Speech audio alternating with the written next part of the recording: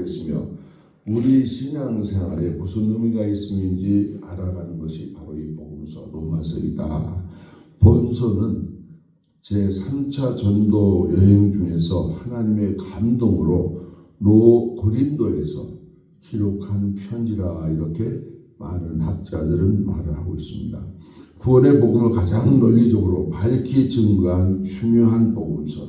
그러니까 오늘 우리는 구원받은 백성이 구원받은 그 증거를 우리가 어떻게 성경을 통해서 알 수 있는가? 그것은 바로 이 로마서를 읽으면 구원의 복음에 대한 것을 전체적인 맥락을 요약해 놓았다.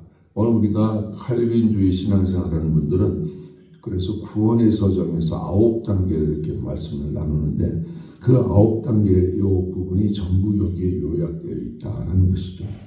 우리 1세기 말부터 2세기 초까지 순교자 저스틴과 그 다음에 폴리갑이 이 로마서를 성경 말씀을 전할 때 가장 많이 인용을 했다고 역사학자들이 그렇게 기록하고 있어요. 그래서 바울의 저작성에 대해서는 모두가 다 한결같이 그대로 인정을 합니다.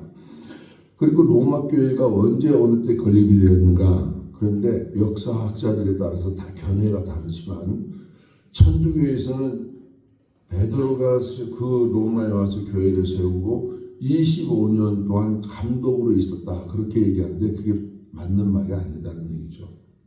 대체적으로 오순절 예루살렘에서 성령을 받았던 성도들이나 아니면 이방 지역에서 바울이나 기타 사도들의 복음을 듣고 그들이 로마로 들어가서 교회를 개척했을 것이다. 이렇게 보는 견해들이 아직은 우수합니다.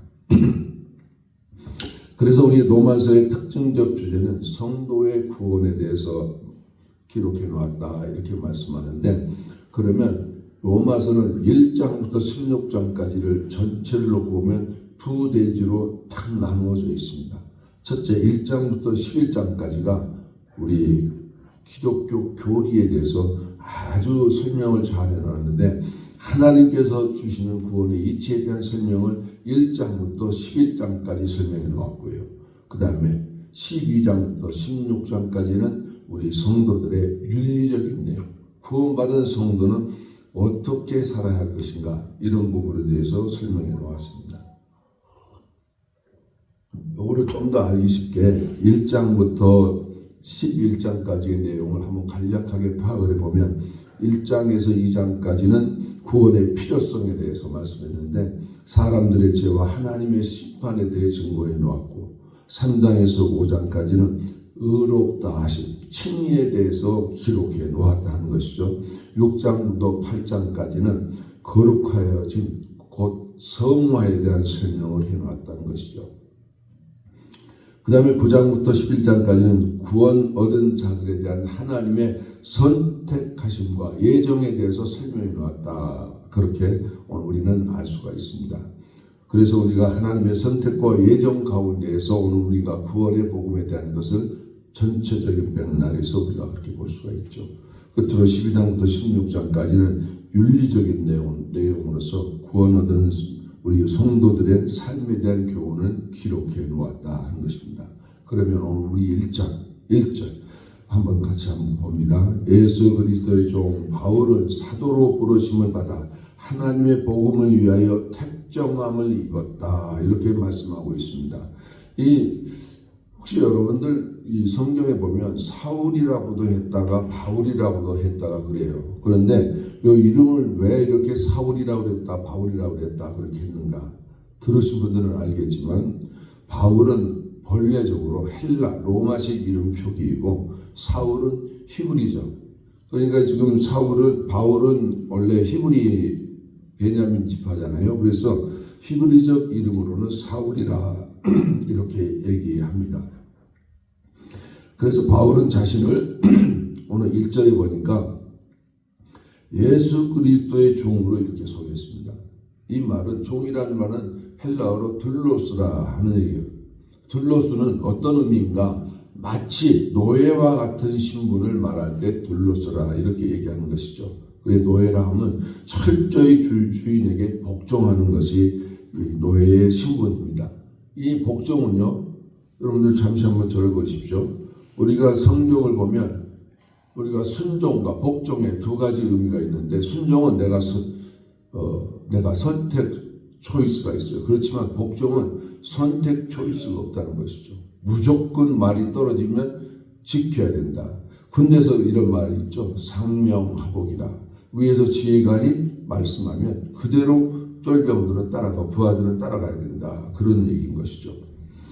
또한 우리 바울은 자신은 사도로 부르심 받은 자라 이렇게 얘기합니다. 오늘 우리가 성경에서 보면 예수님께서 12제자를 선택할 때 12명의 제자 위에는 사도로 된 사람들이 사실은 없습니다. 그러나 그 중에 한 명은 이탈해서 마띠아가 새로 뽑혀서 12명 대열에 들어갔는데, 이후에 다메섹 노상에서 예수 그리스도로부터 부름을 받은 사도 바울이라는 사람을 사도로 하나님이 부르셨다 하는 얘기입니다. 그래서 이 바울은 어디를 가든지 이 사도성에 대해서 굉장히 많이 도전을 받습니다. 너가 무슨 사도야 라고 얘기하죠. 그래서 항상 전도지에 가서 복음을 전하는데, 선교를 하러 다닐 때에는 예수 그리스도의 종 사도 바울은 이렇게 얘기합니다. 또 바울은 하나님의 복음을 위하여 택정함을 입었다라는 얘기예요. 이 말은 하나님의 특별 예시를 전달받은 자라라는 이런 의미가 있다는 것이죠. 그래서 오늘 우리가 1절에서 하나님의 이 말씀을 놓고 볼 때, 1절 말씀을 놓고 볼 때 우리가 지금 바울의 자기의 신분에 대한 것을 명확히 이렇게 밝혀놓았다 하는 것이죠. 내가 어떤 사람이다. 나는 복음을 위해 택정함을 입었고 또 사도로 부르심을 받았는데 나는 예수 그리스도의 종이라. 이렇게 본인의 의사를 밝히고 있는 것입니다. 그래서 요약을 하면 오늘날에 우리는 배교 또 타협, 혼돈의 이런 시대에 있는데, 참된 교회들과 종들은 오직 성경 말씀, 특히 하나님 말씀을 따라가야 된다. 이렇게 오늘 우리는 1절 통해서 요약해 볼 수 있습니다. 그럼 2절은 무엇입니까? 한번 같이 봅니다. 이 복음은 하나님이 선지자들을 통하여 그의 아들에 관하여 성경에 미리 약속하신 것이라 그랬습니다. 바울은요, 바리새인으로 율법에 아주 능통했습니다. 그리고 사실 구약 성경에 메시아 오심에 대한 토라에 너무나 익숙했고 박식했던 그런 사람 중에 한 사람. 그러니 이분이 메시아에 대한 것이 오신다 해서 사실 예수 그리스도 사역할 당시에는 이 사울이라는 청년이라고 하는 사람은 전면에 나선 적이 없습니다. 언제 그러면 이 사울이라는 사람이 이 전면에 나서서 그리스도인들을 핍박했습니까?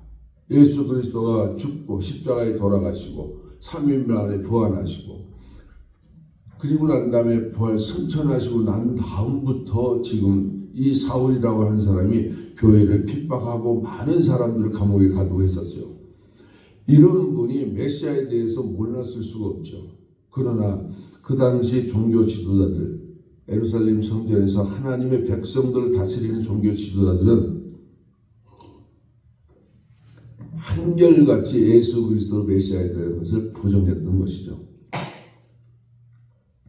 그래서 사도 바울이 이 구약 성경 말씀을 통해서 볼 때 이분이 메시아다라는 것을 많이 익숙하게 알았던 성경 구절이 많이 있습니다만, 이사야 9장 6절, 미가서 5장 2절 이 말씀을 통해서 보면 9장 6절, 이사야 9장 6절은 이는 한 나귀가 우리에게 낳고 한 아들을 우리에게 주신 바 되었는데 그의 어깨에는 정사를 메었고 그의 이름은 기묘자라 모사라 전능하신 하나님이라 영존하시는 아버지라 평강의 왕이라 할 것이라. 이런 부분들을 사도 바울이 익히 알았다는 것이죠. 또 미가서 5장 2절 말씀에 베들레헴 에브라다야 너는 유다 족속 중에 작을지라도 이스라엘을 다스릴 자가 내게서 내게로 나올 것이라. 그렇게 말씀합니다. 예수님은 이 에브라다야라고 하는 이 지역 베들레헴에서 출생한 것은 성경에 많은 분들이 다 알고 있던 부분이죠. 그래서 성경에 미리 약속하신 것이라 하는 말씀에 대한 것은 하나님의 말씀 그 자체라는 것과 또 하나님의 약속의 예언의 성취라는 것, 이것이 미리 약속되어서 오늘 우리에게 오셨다라는 것입니다. 이거 좀 더 분석을 해보면 미리 약속하셨다는 것은 하나님의 사랑이 그 택한 백성에 대하여 어떻게 큰 것을 오늘 우리에게 보여주려고 그렇게 하셨다 하는 것과 약속을 그대로 믿어주심을 그것이 성취될 때 우리로 하여금 그 하나님을 더욱 믿게 하려고 오늘 그 약속 미리 약속하신 것을 하나님께서 우리에게 보여주셨다는 것이죠. 또 복음은요, 오늘 우리가 우연적으로 왔다가 사라지는 것이 아닙니다. 복음이라고 하는 것은 오래전부터 하나님께서 예정하셨고 약속해 주신 영원한 진리라 하는 것이죠. 이어서 3절 말씀, 그의 아들에 관하여 말하면 육신으로는 다윗의 혈통에서 나셨다라고 합니다. 오늘 이 육신이라고 하는 말에 우리 헬라어 의미를 한번 분석해 본다면 원래 헬라어 언어로 사르크스라 하는데 우리 일반적인 저와 여러분들의 몸을 헬라어로 표현한다면 소마라 그렇습니다. 소마는 부패성이 있어요. 부패성이 있다는 것은 없어져 버린다는 것이죠. 그런데 사르크스라고 하는 예수님의 몸, 그러니까 예수님의 육신은요, 우리 소마와 다른 사르크스라는 그 육신의 몸을 가지고 있는데 부패성이 없다는 것이죠. 왜 그럴까요? 우리 피가, 저와 여러분들의 피를 흘리면요, 잠시 후면 금방 굳어버리고 그냥 딱딱해요. 그런데 예수 그리스도의 피는 굳지가 않는다는 거예요. 지금도 그 피가 역사하고 있다는 얘기죠. 썩지가 않는다는 거예요. 왜 그럴까요? 오늘 우리는 죄로 오염된 우리의 피는요, 썩어지게 되어 있고 의인된 예수님의 피는 그렇지 않는다는 거죠. 그래서 육신이 다른 거예요. 똑같이 우리와 같은 몸을 입었지만 오늘 우리는 예수 그리스도는 사르크스 몸, 부패성이 없는 몸을 지니고 있고 오늘 우리는 소마라 하는 그런 몸을 지니고 있다는 것이죠.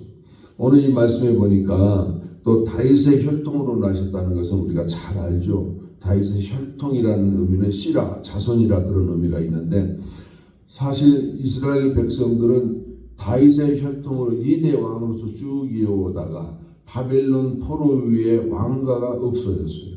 왕가가 없어졌는데 그 이후로 예수 그리스도가 그 왕성으로 태어났는데 이것을 오늘 우리의 성경에는 어떻게 얘기하냐면 이사야 11장 1절에 이새의 줄기에서 한 싹이 나며 그 뿌리에서 한 가지가 나서 결실할 것이요 이렇게 예언된 말씀이 이루어졌는데 사실 이 왕통이라고 하는 그 왕통 자체가 바벨론 포로 위에 사라지면서 그 왕통에 대한 구루터기는 남아 있었죠.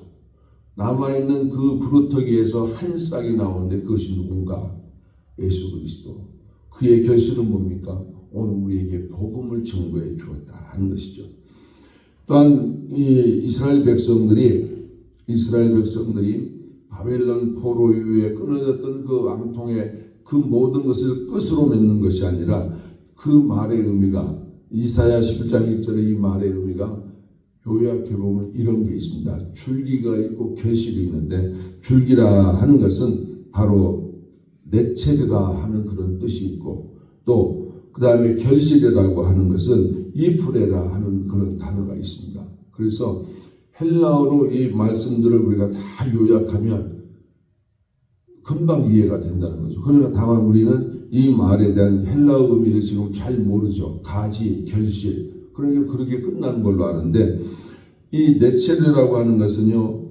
이스라엘 백성들 우리가 다 아는 것처럼 예수 그리스도가 베들레헴에서 탄생할 것이라고 하는 그 구약의 약속의 말씀을 그대로 이루어서 그곳에서 태어난 것을 네체르라. 그리고 결실이라고 하는 것은 예수 그리스도가 베들레헴에서 다 성장한 게 아니고요. 나사렛으로 이동해서 거기서 결실했다.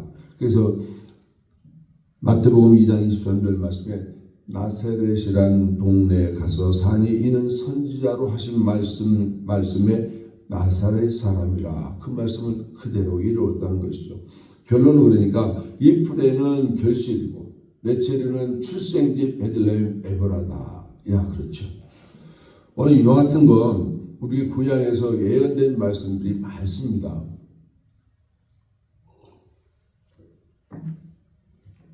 많지만 오늘 우리가 간단하게 미가서 5장 2절과 이사야 우리가 그 11장 1절이나 그 말씀들만 우리가 생각해 봅니다.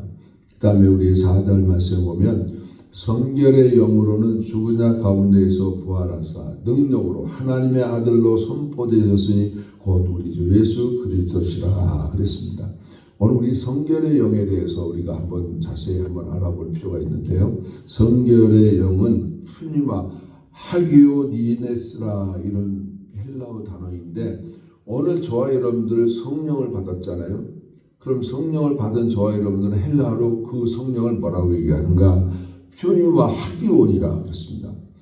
저와 여러분들에게 임한 성령은 푸니마 하기온이라 하지만 예수 그리스도에게 성결의 영이 있었다라고 하는 것은 일반적으로 학자들이 우리와 동일한 성령이라 그러는데 그런데 그 단어가 달라요. 어떻게 쓰여 있어요? 푸니마 하기오시네스라 이렇게 얘기합니다. 그 말은 뭐냐? 학계 여론이 많아요. 이거에 대해서. 학계에서는 예수님의 영혼이다라는 학설도 있고 예수님의 신성을 가리킨다라는 학설도 있고 창조의 능력을 가진 신성을 가진 성령에 대한 칭호로 이렇게 얘기하는 경우도 있는데 이거 아니다는 얘기죠. 그러면 퓨니와 하기오시네스라고 하는 성결의 영은 뭡니까? 예수님이 요단강에서 세례를 받을 때 비둘기 같은 성령이 그에게 임했다 그랬습니다. 그 성령하고 오늘 우리에게 오는 성령하고 역할은 똑같이 했지만 달랐다는 얘기죠. 그래서 예수님 안에는 이 성결의 영, 푸니마 하기오시네스라고 하는 그 성령이 임재해서 그분의 부활을 그분이 도우셨다라는 것입니다. 예수님의 부활의 역사는 밖에서 새로 들어온 성령으로 인해서 부활하신 것이 아니고 원래 예수님 안에 내재되어 있는 퓨니마 하기오시네스라고 하는 그 성령의 성결의 영에 의해서 예수님이 부활을 했고 그리고 사역할 당시에 성령님과 함께 그렇게 사역에 동참했다라고 하죠. 그래서 복음의 시작이란 하나님의 아들 예수 그리스도를 선포하심으로 전파하게 된 이런 역사 그렇습니다. 예수는 우리 인간들의 불행, 슬픔, 허무, 죽음, 지옥, 형벌 이 모든 것들을 우리에게서 건져내셔서 예수님이 그 짐을 짊어지시고 십자가에 돌아가셔서 오늘 우리에게 구원의 영생 그리고 기쁨, 소망을 우리에게 안겨주셨다라는 것을 오늘 우리 4절에서 그렇게 말씀을 통해서 알 수가 있습니다. 우리 5절, 6절 한번 다 같이 봅니다. 그로 말미암아 우리가 은혜와 사도의 직분을 받아 그 이름을 위하여 모든 이방인 중에서 믿어 순종하게 하나니 너희도 그들 중에서 예수 그리스도의 것으로 부르심을 입은 자니라 그랬습니다. 사울은요 그 자신이 변해서 바울로 되어서 성도로 부르심을 입은 것은 오직 하나님의 은혜 안에서 가능했다라는 것을 오늘 말씀 중에 알려주고 있습니다. 오늘 우리가 은혜라 하는 말은 헬라어로 카리스라 그러는데 이 카리스라고 하는 이 은혜라는 말은 우리가 받을 만한 어떤 공덕이 있어서 우리에게 주어지는 것이 아니라 아무런 공로가 없는데 하나님께서 택한 백성들에게 그 은혜를 주신다는 거예요. 오늘 저와 여러분들 살아가면서 하나님의 은혜가 무엇인가 라고 궁금할 수가 있을 겁니다. 우리가 살아가면서요 하나님의 은혜가 아니면 우리 안에서요 생각하는 방향이 달라요. 생각하는 방향이 어떻게 살아갈까? 우리가 보면 세상에 악한 길과 선한 길 두 길이 있는데 우리가 은혜를 받지 못한 분들은요 선한 길 자체를 따르려고 하질 않더라고요. 역설적으로 우리가 생각해보면 멸망받아 마땅한 우리에게 하나님이 영생의 길로 인도하는 것 이것이 바로 카리스 은혜라 하는 것이죠. 그렇습니다. 오늘 우리가 사도로 우리가 직분받는 사도 바울은요 원래 사울이라고 하는 그 청년은 이 하나님의 은혜로만 자기가 사도의 직분을 받게 되었다는 것 예수 그리스도의 것으로 부르심을 받았다는 것 오늘 이것을 자기가 증명하는 것입니다. 오늘 우리는 이와 같은 사실을 깨달아야 하고 반드시 우리 모든 자들은 무엇보다도 순종하는 참된 미덕이 필요하다라는 것입니다. 오늘 바울의 사도직이라 하면 이방인들에게 복음을 전파해서 그들로 믿어 순종케 하는 이런 사도직이라 하는 얘기죠. 단지 바울에게만 적용되는 말씀이 아닙니다. 오늘날 우리 성도들에게도 복음을 전파하고 믿고 순종할 뿐만 아니라 믿음 자체가 곧 순종, 그 마음의 순종을 오늘 우리들에게도 하나님이 절대적으로 요구하고 계신다는 것이죠. 그래서 로마서 6장 17절 말씀에 하나님께 감사하리로다. 너희가 본래 죄의 종이더니 너희에게 전하여 준 바 교훈의 본을 마음으로 순종하라. 오늘 우리에게 이렇게 말씀하고 있습니다. 그러므로 오늘날 마음으로 순종하는 자들은 결과적으로 행위로도 순종을 해야 된다 하는 얘기입니다. 오늘 7절 말씀 같이 한 번 더 봅니다.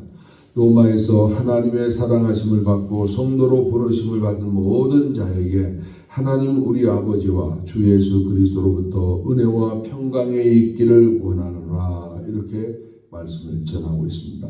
사랑하심을 받고 성도로 부르심을 받았다. 이 말은 하나님께서 우리를 사랑하신 거로 우리를 불렀고 우리를 부르신 거로 성도가 되었다는 것입니다. 오늘 저와 여러분들요, 성도라는 그 의미가 정확히 뭔지 잘 아실 겁니다. 정말 하나님께서 성스러운 백성의 길을 가라. 그래서 오늘날 저와 여러분들을 성도로 불러주시는 것입니다. 우리를 부르셨다는 것은 하나님께서 복음을 전하셔서 그 백성을 세상에서 불러내었다 하는 것이죠. 오늘 우리 부르심은요, 구원의 서정의 시작이에요. 소명이라는 말씀인데 오늘 하나님께서 구원받을 백성들, 택정된 백성들을 부르시는 것이 바로 소명이라는 것이죠. 이것에서부터 시작돼서요, 칼빈의 구원의 서정이 시작되는 것입니다. 그래서 이렇게 구원받기 위해서 하나님이 부르신 백성은요, 중생이라고 하는 거듭남이 반드시 요구됩니다. 저와 여러분들 거듭난 증거가 있습니까? 우리가 거듭난 백성들은요, 바로 우리에게 하나님이 선물로 무엇을 주신다고요? 믿음을 우리에게 주신다. 믿어지면 그 다음부터 우리에게는 무엇이 이루어집니까? 회개가 이루어지는 것이죠. 우리 안에 삶 속에 잘못된 제약이 있으면 하나님 앞에 우리가 고백하게 된다는 것이죠. 오늘 우리가 이와 같이 회개가 이루어진 백성들을 조금 전에 말씀했습니다만 우리가 의롭다 여김을 받는 칭의의 사건이 이루어지고요. 그리고 나서 오늘 우리에게 하나님께서 어떻게 하시는가? 저와 여러분들을 자녀 삼아 줍니다. 양자로 삼으셨다 하는 얘기죠. 이렇게 양자로 삼으신 저와 여러분들을요, 어떤 길을 걸어가게 하는가? 성화의 길, 거룩한 길을 걸어가게 하라. 그러면서 이 성화의 길을 걸어가면서 성령의 열매를 맺어라. 결실을 많이 맺어라. 이것을 오늘 우리에게 요청하고 있죠. 그런 백성들을 하나님이 어떻게 하실까요? 그 다음에 성도의 견인이라고 있습니다. 하나님이 한번 우리를 붙잡으시면 하나님은 놓지 않습니다. 오늘 우리를 끝까지 인도하는데 어디까지 가는가? 오늘 우리를 영화라고 하는 단계, 천국까지 인도해 간다는 것입니다. 오늘 저와 여러분들, 우리가 이 말씀 가운데 성경에 많은 분들이 있지만 대표적으로 모세가 느보산에 올라가 120세 나이에 그가 눈도 멀쩡하고 온 몸도 강건한데 하나님이 불러서 가셨잖아요. 성도의 견인을 해서 그 느보산에서 마지막 운명하는 그 순간 영화의 단계로 이끌어 들으셨던 것입니다. 오늘 우리 성도들, 저와 여러분들, 하나님께서 우리를 부르셨다라는 것은 이것은 진정한 의미가 무엇인가? 내가 천국까지 앞으로 가게 된다는 것이죠. 그러나 우리가 알 하나의 그 중요한 것이 뭔가 하면 로마서 3장에 앞으로 나옵니다만 세상에는 의인이 없대. 하나도 없대. 그러면 우리는 의인이 되지를 못한다는 것이죠. 그러나 하나님의 부르심을 받은 백성들에게는 그 구원의 서정을 하나님이 이끌어 가신다. 오늘 그렇습니다. 오늘 저와 여러분들요, 내가 하나님 앞에 무슨 공덕이 있고 노력을 했고 힘써서 내가 구원받은 백성의 반열에 들어가는가? 아니라는 것이죠. 우리는 아무런 공로 없이 그저 하나님의 은혜 안에 이끌림 받아서 좀 전에 말씀을 드렸지만 하나님의 은혜 카리스로 인해서 저와 여러분들을 그렇게 부르셨다는 것이죠. 로마서 8장 15절 말씀, 14절 15절 말씀, 무릇 하나님의 영으로 인도함 받은 사람은 곧 하나님의 아들이라. 너희는 다시 무서워하는 종의 영을 받지 아니하고 양자의 영을 받았으므로 우리가 아빠 아버지라 부르짖느니라 그랬습니다. 오늘 우리가 이처럼 하나님께 구원받은 백성들, 이 구원의 서정에서 양자로 택함 받은 백성들 아바 아버지라 부른다. 그 전에 대전에서 오신 어떤 목사님 한 분이 교회 성도들 금요일 철야 예배 드리는 그 모임에 아빠 소리를 그렇게 많이 부르도록 그렇게 했다고 그래요. 오늘 우리 개역개정 성경에 로마서 8장에 나와 있는 이 아빠 아버지, 그래서 아빠 하고 부르라는 거예요. 그게 우리가 한참 부르다 보니까 나도 모르게 거기에 흠뻑 빠지게 되더라고요. 하나님을 우리는 아버지라 아빠라 그렇게 부른다 하는 것이죠. 오늘 로마 교회 성도들에게 하나님 우리 아버지와 주 예수 그리스도의 은혜와 평강이 있기를 기원한다라는 이 사도 바울의 한 달락 마침에 축도가 이어졌어요. 오늘 우리 한번 7절 보시면 하나님 우리 아버지와 주 예수 그리스도로부터 은혜와 평강이 있기를 원하노라. 이 말씀은 축도라고 봐도 됩니다. 축복의 기도. 그런데 이 축복의 기도가 어떤 의미가 있는가? 야곱이요, 쌍둥이로 태어났는데 형 에서가 있습니다. 아버지 이삭으로부터 축복권을 받아야 되는데 그걸 받기 위해서 장자권을 먼저 샀어요. 무엇을? 팥죽 한 그릇으로. 장자권을 사고 난 다음에 아버지 앞에 에서한테 마지막이다. 가서 내가 먹을 양식 고기 좀 구해오라. 그러니까 그걸 잡으러 간 사이에 어머니가 야곱에게 에서와 같은 그런 몸에 털도 붙이고 해서 고기를 만들어서 드려 보냈습니다. 그렇게 해서 야곱이 장자의 축복을 받지 않습니까? 에서가 장자임에도 불구하고 이 축복권이 그렇게 놀랍도록 큰 것입니다. 은혜와 평강. 이 말의 의미가 무엇일까? 오늘 우리들의 마음의 평안, 몸의 건강, 그리고 물질적 안정, 그리고 환경적 평안이 다 포함되어 있는 것입니다. 오늘 우리 예배를 마치고 나면 마지막 목사들이 강단에서 무엇을 합니까? 축도합니다. 그 축도가 오늘 사도 바울이 7절에 로마 교회 성도들이 한 것과 동일한 그런 축복의 의미라 하는 얘기입니다. 오늘 그래서 이 말씀을 1절부터 7절까지를 한번 요약해 보겠습니다. 첫째로 우리는 복음을 바로 알아야 됩니다. 복음은 사도들을 통하여 전달된 하나님의 복음이기도 하지만 그 내용은 하나님과 사람이신 예수 그리스도가 바로 복음이다라는 것이죠. 그는 구약 성경에 약속된 메시아로서 구주로 세상에 오셨고 십자가의 죽으심으로 대속을 이루셨던 그런 분. 복음은 죄인이 구주 예수 그리스도를 믿음으로 죄사함과 의롭다 하심을 받게 하는 이런 놀라운 축복의 역사. 오늘 저 아래 분도요, 원죄가 사해졌다는 이 사실이 놀라운 축복이고 또한 우리를 하나님이 의롭게 여겨주었다는 것, 이것이 얼마나 큰 축복인지 모릅니다. 오늘날 이 배교의 시대 우리는 이 신약성경 로마서를 통해서 하나님의 복음을 바로 깨닫는 축복의 우리 모두가 되기를 원합니다.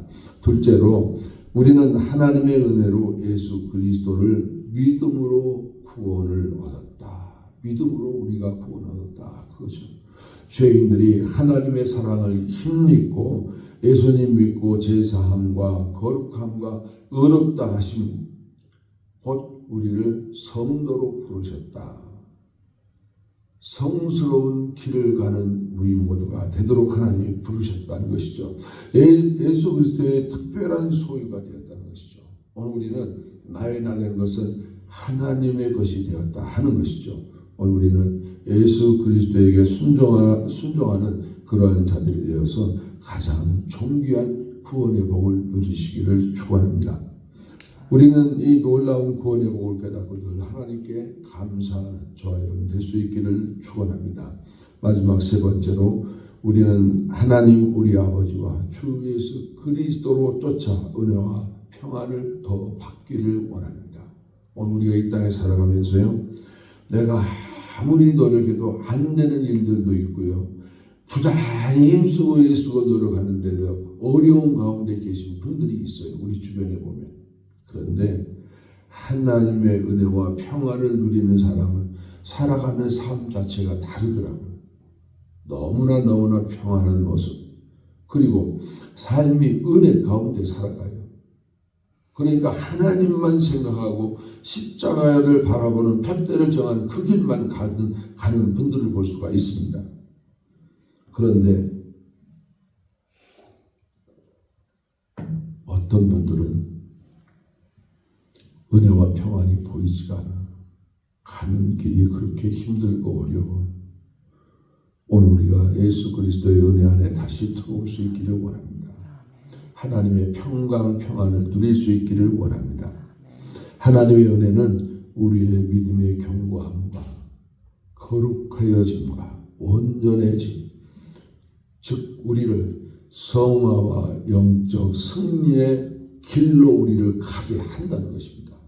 그러니 오늘 우리가 구원의 서장에 바른 길을 가고 있는 성도는요, 어쩌면 그렇게 평안과 은혜가 넘치는지 몰라요.